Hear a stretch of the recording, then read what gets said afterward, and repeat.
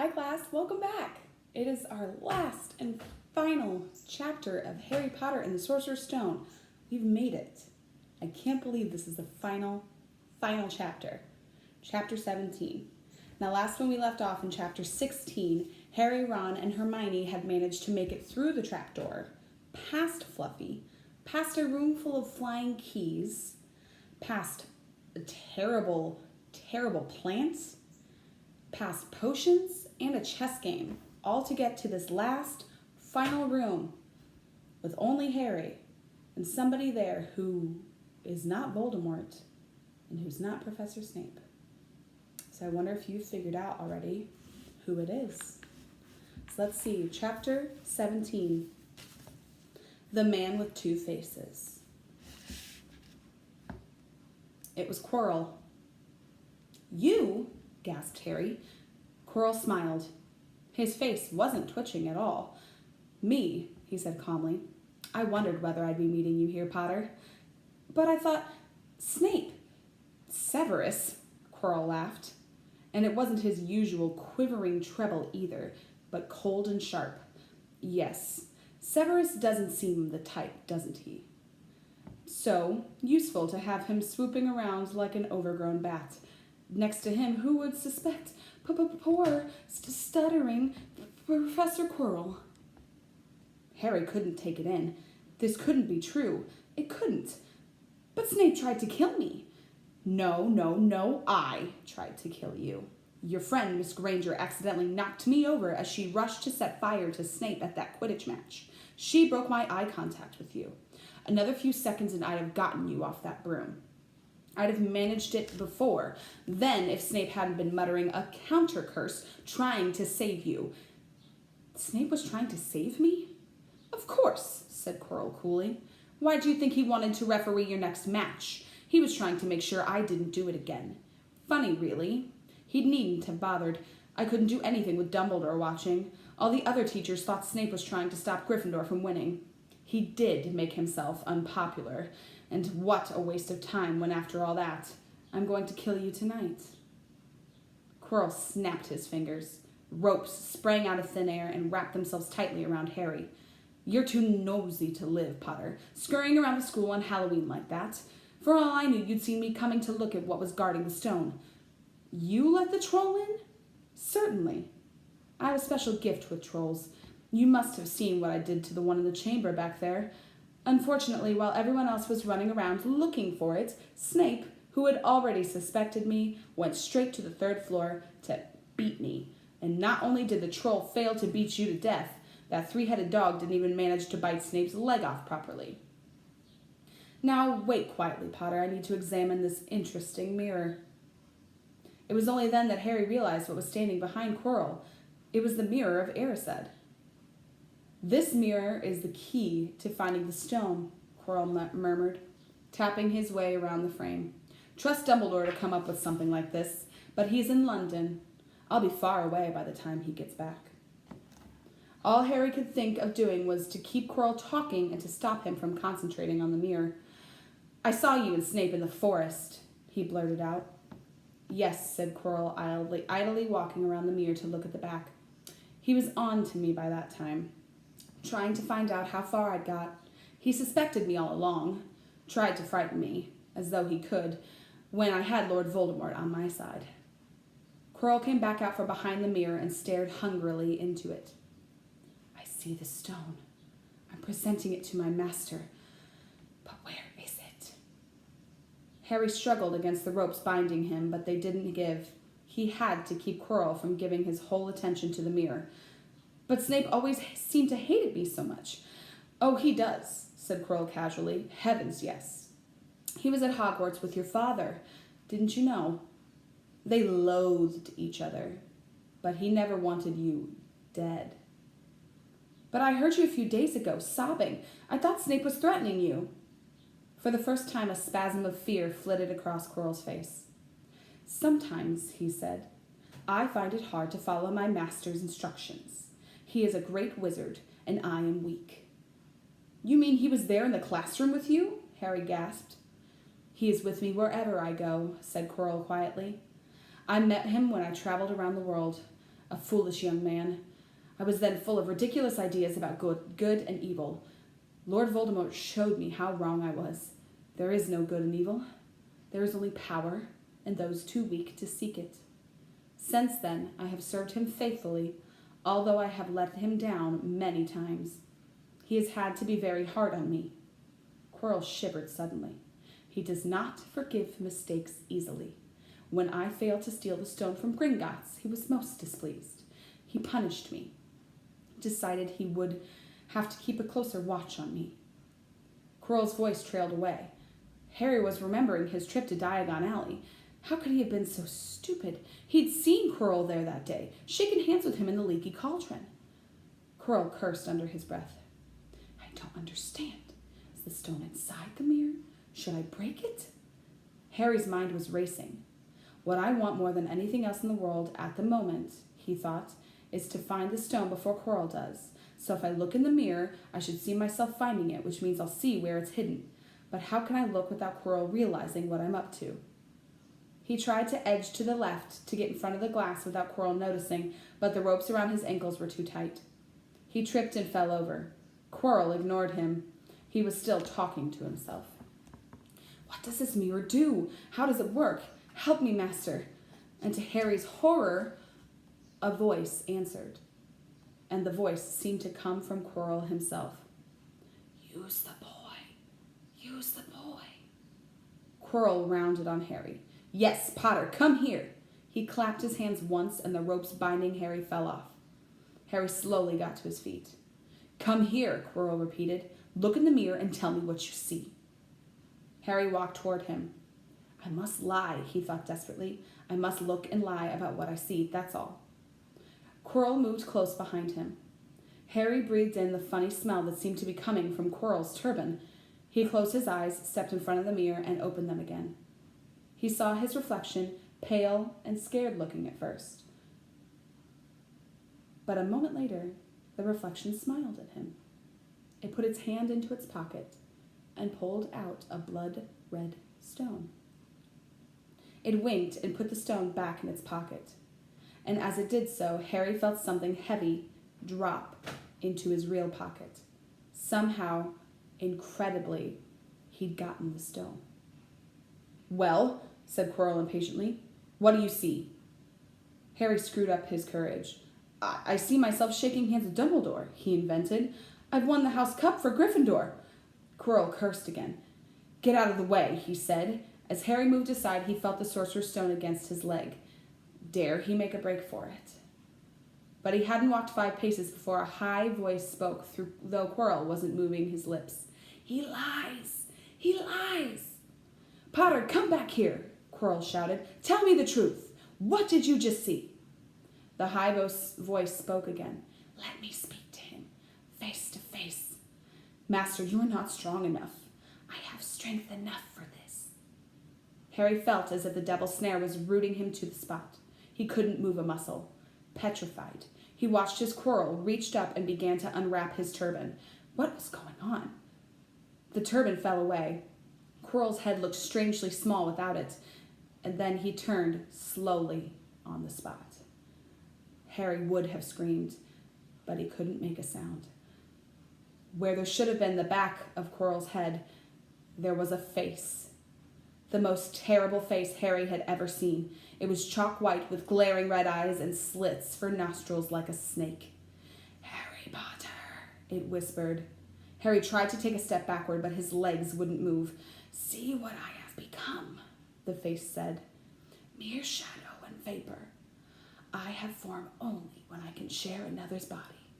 But there have always been those willing to let me into their hearts and minds. Unicorn blood has strengthened me these past weeks. You saw faithful Quirrell drinking it for me in the forest. And once I have the elixir of life, I will be able to create a body of my own. Now, why don't you give me that stone in your pocket? So he knew. The feeling suddenly surged back into Harry's legs, and he stumbled backward. Don't be a fool, snarled the face. Better save your own life and join me, or you'll meet the same end as your parents. They died begging me for mercy. Liar! Harry shouted suddenly. Quirrell was walking backward at him so that Voldemort could still see him. The evil face was now smiling. "How touching," it hissed. "I always value bravery. Yes, boy. Your parents were brave. I killed your father first, and he put up a courageous fight. But your mother needn't have died. She was trying to protect you. Now give me the stone, unless you want her to have died in vain." "Never!" Harry sprang toward the flame door, but Voldemort screamed, "Seize him!" And the next second, Harry felt Quirrell's hand close on his wrist. At once, a needle-sharp pain seared across Harry's scar. His head felt as though it was about to split in two. He yelled, struggling with all his might, and to his surprise, Quirrell let go of him. The pain in his head lessened. He looked around wildly to see where Quirrell had gone and saw him hunched in pain, looking at his fingers. They were blistering before his eyes. "Seize him! Seize him!" shrieked Voldemort again, and Quirrell lunged, knocking Harry clean off his feet, landing on top of him, both hands around Harry's neck. Harry's scar was almost blinding him with pain, yet he could see Quirrell howling in agony. "Master, I cannot hold him! My hands! My hands!" And Quirrell, though pinning Harry to the ground with his knees, let go of his neck and stared bewildered at his own palms. Harry could see they looked burned, raw, red, and shiny. "Then kill him, fool, and be done!" screeched Voldemort. Quirrell raised his hand to perform a deadly curse, but Harry, by instinct, reached up and grabbed Quirrell's face. "Ah!" Quirrell rolled off him, his face blistering too, and then Harry knew Quirrell couldn't touch his bare skin, not without suffering terrible pain. His only chance was to keep hold of Quirrell, keep him in enough pain to stop him from doing a curse. Harry jumped to his feet, caught Quirrell by the arm, and hung on as tight as he could. Quirrell screamed and tried to throw Harry off.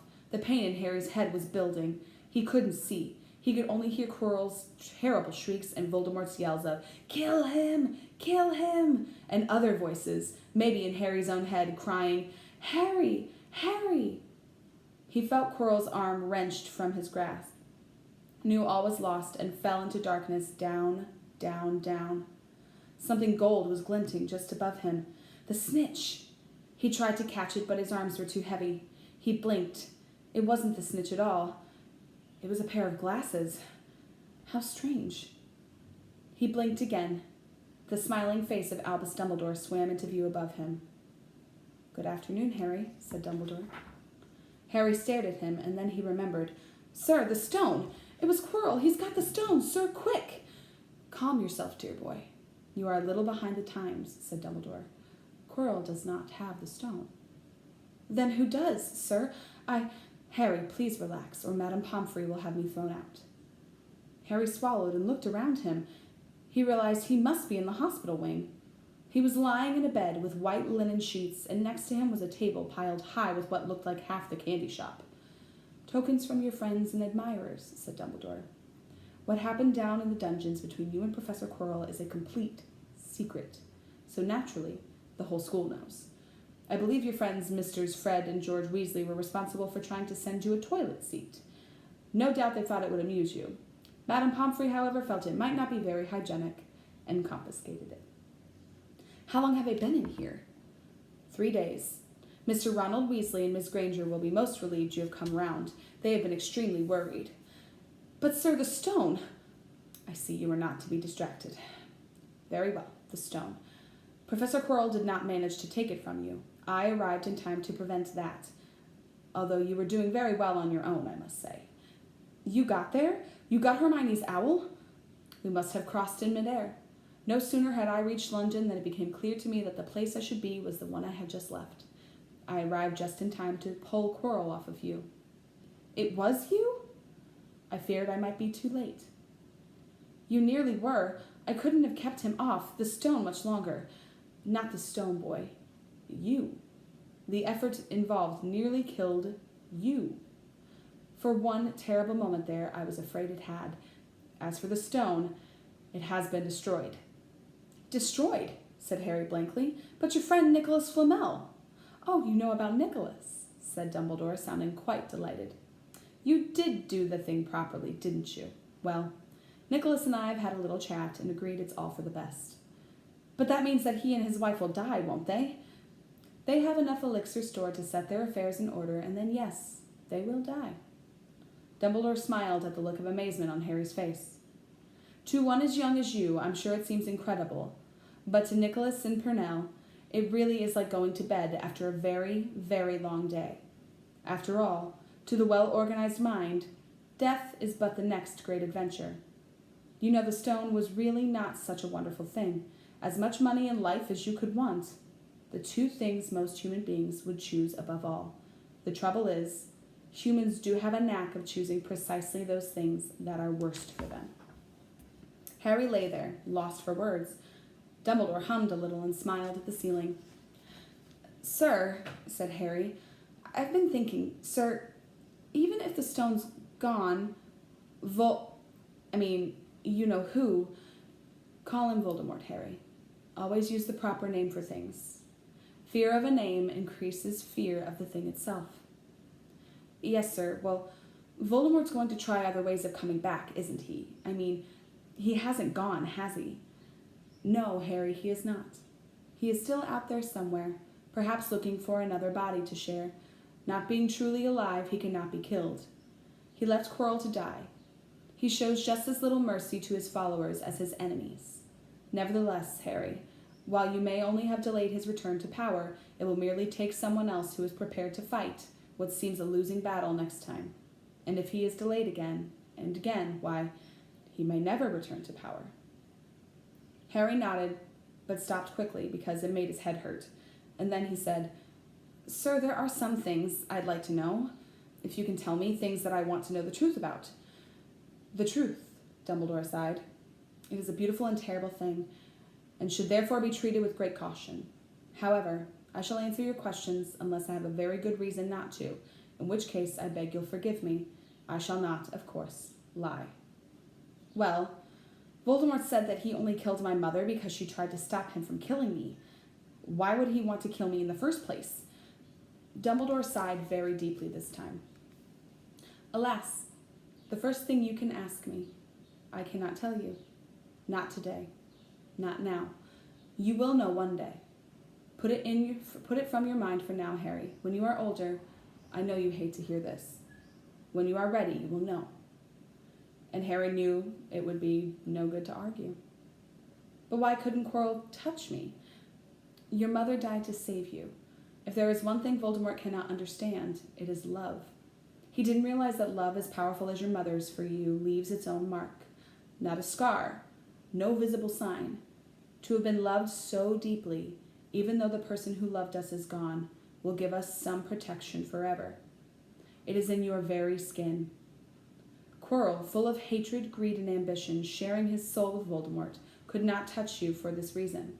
It was agony to touch a person marked by something so good. Dumbledore now became very interested in a bird out on the windowsill, which gave Harry time to dry his eyes on the sheet. When he had found his voice again, Harry said, And the invisibility cloak? Do you know who sent it to me? Ah, your father happened to leave it in my possession, and I thought you might like it. Dumbledore's eyes twinkled. Useful things. Your father used it mainly for sneaking off to the kitchens to steal food when he was here. And there's something else. Fire away. Quirrell said Snape. Professor Snape, Harry. Yes, him. Quirrell said he hates me because he hated my father. Is that true? Well, they did rather detest each other, not unlike yourself and Mr. Malfoy. And then your father did something Snape could never forgive. What? He saved his life. What? Yes, said Dumbledore dreamily.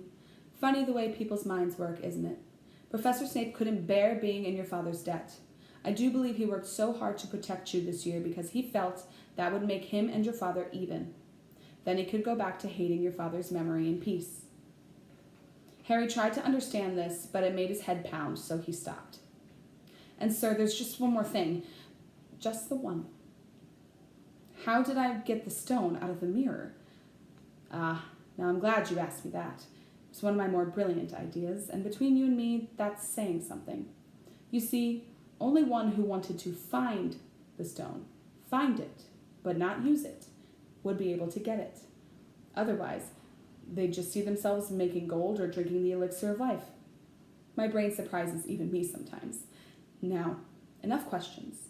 I suggest you make a start on these sweets. Ah, Bertie Bott's every flavored beans. I was unfortunate enough in my youth to come across a vomit-flavored one. And since then, I'm afraid I've rather lost my liking for them. But I think I'll be safe with a nice toffee, don't you? He smiled and popped the golden brown bean into his mouth. And then he choked and said, alas, earwax. Madame Pomfrey, the nurse, was a nice woman, but very strict. Just 5 minutes, Harry pleaded. Absolutely not. You let Professor Dumbledore in? Well, of course, that was the headmaster. It's quite different. You need rest. I am resting. Look, I'm lying down and everything. Oh, come on, Madame Pomfrey. Oh, very well, she said, but 5 minutes only. And she let Ron and Hermione in. Harry! Hermione looked ready to fling her arms around him again, but Harry was glad she held herself in as his head was still very sore. Oh, Harry, we were sure you were going to... Dumbledore was so worried. The whole school's talking about it, said Ron. What really happened? It was one of those rare occasions when the true story is even more strange and exciting than the wild rumors. Harry told them everything. Quirrell, the mirror, the stone, and Voldemort. Ron and Hermione were a very good audience. They gasped in all the right places. And when Harry told them what was under Quirrell's turban, Hermione screamed out loud. So the stone's gone, said Ron finally. Flamel's just going to die? That's what I said. But Dumbledore thinks that, what was it? To the well-organized mind, death is but the next great adventure. I always said he was off his rocker, said Ron, looking quite impressed at how crazy his hero was. So what happened to you two? Said Harry. Well, I got back all right, said Hermione. I brought Ron round. That took a while, and we were dashing up to the owlery to contact Dumbledore when we met him in the entrance hall. He already knew. He just said, Harry's gone after him, hasn't he, and hurled off to the 3rd floor. Do you think he meant you to do it, said Ron, sending you your father's cloak and everything? Well, Hermione exploded, if he did, I mean to say that's terrible. You could have been killed. No, it isn't, said Harry thoughtfully. He's a funny man, Dumbledore. I think he sort of wanted to give me a chance. I think he knows more or less everything that goes on here, you know. I reckon he had a pretty good idea we were going to try, and instead of stopping us, he just taught us enough to help. I don't think it was an accident he let me find out how the mirror worked. It's almost like he thought I had the right to face Voldemort if I could. Yeah, Dumbledore's off his rocker, all right, said Ron proudly. Listen, you've got to be up for the end of the year feast tomorrow. The points are all in, and Slytherin won, of course. You missed the last Quidditch match. We were steamrolled by Ravenclaw without you. But the food will be good. At that moment, Madame Pomfrey bustled over. You've had nearly 15 minutes now. Out, she said firmly. After a good night's sleep, Harry felt back to normal. I want to go to the feast, he told Madame Pomfrey as she straightened his many candy boxes. I can, can't I? Professor Dumbledore says you are allowed to go, she said sniffly, as though, in her opinion, Professor Dumbledore didn't realize how risky feasts could be. And you have another visitor. Oh, good, said Harry. Who is it? Hagrid sidled through the door as he spoke. As usual, when he was indoors, Hagrid looked too big to be allowed. He sat down next to Harry, took one look at him, and burst into tears. It's all my fault, he sobbed, his face in his hands. I told the evil git how to get past Fluffy. I told him. It was the only thing he didn't know, and I told him. You could have died. All for a dragon egg. Oh my gosh, I should be chucked out and made to live as a muggle. Hagrid, said Harry, shocked to see Hagrid shaking with grief and remorse, great tears leaking down into his beard. Hagrid, he'd have found out somehow.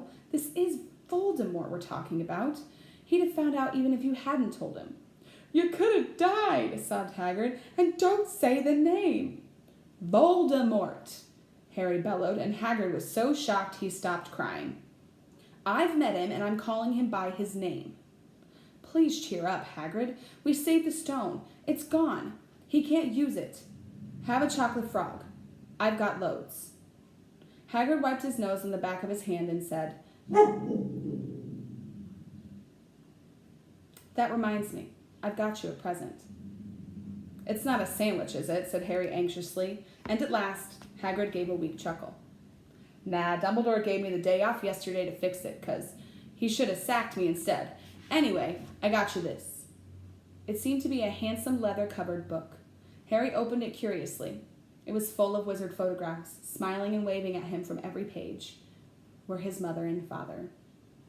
"Sent owls off to all your parents' old school friends asking for photos. Knew you didn't have any. Did you like it?" Harry couldn't speak, but Hagrid understood. Harry made his way down to the end-of-the-year feast alone that night. He had been held up by Madame Pomfrey's fussing about, insisting on giving him one last checkup. So the great hall was already full. It was decked out in Slytherin colors of green and silver to celebrate Slytherin's winning the House Cup for the 7th year in a row. A huge banner showing the Slytherin serpent covered the wall behind the high table. When Harry walked in, there was a sudden hush, and then everybody started talking loudly at once. He slipped into a seat between Ron and Hermione at the Gryffindor table and tried to ignore the fact that people were standing up to look at him. Fortunately, Dumbledore arrived moments later, and the babble died away. "Another year gone," Dumbledore said cheerfully, "and I must trouble you with an old man's wheezing waffle before we sink our teeth into our delicious feast. What a year it has been! Hopefully your heads are all a little fuller than they were. You have the whole summer ahead to get them nice and empty before next year starts. Now, as I understand it, the House Cup here needs awarding, and the points stand thus. In 4th place, Gryffindor with 312 points. In 3rd, Hufflepuff with 352. Ravenclaw has 426. And Slytherin, 472. A storm of cheering and stamping broke out from the Slytherin table. Harry could see Draco Malfoy banging his goblet on the table. It was a sickening sight. "Yes, yes, well done, Slytherin," said Dumbledore. "However, recent events must be taken into account." The room went very still. The Slytherin's smiles faded a little bit. "Ahem," said Dumbledore. "I have a few last-minute points to dish out. Let me see. Yes. First, to Mr. Ronald Weasley." Ron went purple in the face. He looked like a radish with a bad sunburn. "For the best game played of chess Hogwarts has ever seen in many years, I award Gryffindor House 50 points." Gryffindor cheers nearly raised the bewitching ceiling. The stars overhead seemed to quiver. Percy could be heard telling the other prefects, "My brother, you know, my youngest brother, got past McGonagall's giant chess set." At last there was silence again. Second, to Miss Hermione Granger, for the use of cool logic in the face of fire, I award Gryffindor House 50 points. Hermione buried her face in her arms. Harry strongly suspected she had burst into tears. Gryffindors up and down the table were besides themselves. They were 100 points up. Third, to Mr. Harry Potter, said Dumbledore. The room went deadly quiet. For pure nerve and outstanding courage, I award Gryffindor House 60 points. The din was deafening. Those who could add up while yelling themselves hoarse knew that Gryffindor now had 472 points, exactly the same as Slytherin. They had tied for the House Cup, if only Dumbledore had given Harry just one more point. Dumbledore raised his hand, and the groom gradually fell silent. There are all kinds of courage, said Dumbledore, smiling. It takes a great deal of bravery to stand up to our enemies, but just as much to stand up to our friends. I therefore award 10 points to Mr. Neville Longbottom. Someone standing outside the great hall might well have thought some sort of explosion had taken place. So loud was the noise that erupted from the Gryffindor table. Harry, Ron, and Hermione stood up to yell and cheer as Neville, white with shock, disappeared under a pile of people hugging him. He had never won so much as a point for Gryffindor before.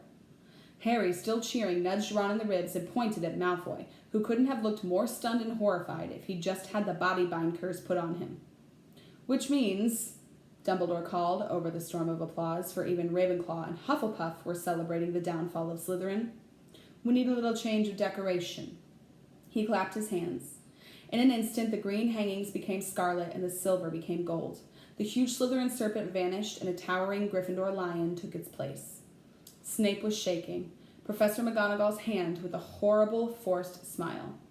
He caught Harry's eye, and Harry knew at once that Snape's feeling towards him hadn't changed one bit.